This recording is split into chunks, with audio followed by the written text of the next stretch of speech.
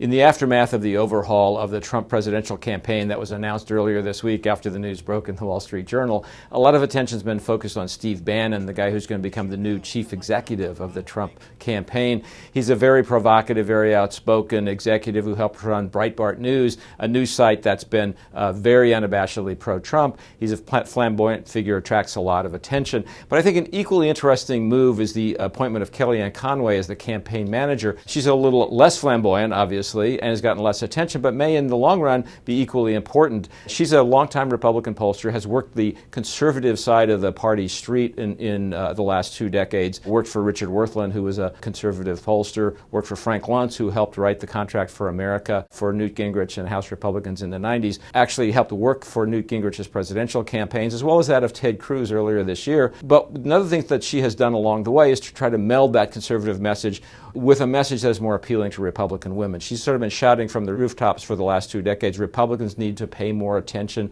to their problems with women voters. It'll be interesting to see now how she handles the Trump campaign message, and she is going to be handling that message in a way that's designed to appeal more to women. First to Republican women, so they don't drift away, and then maybe to broader spectrum of independent women who might be turned off right now by Donald Trump. Maybe a tall order, but Kellyanne Conway is there in part to address not just the Trump campaign, but the Trump campaign's issues with women.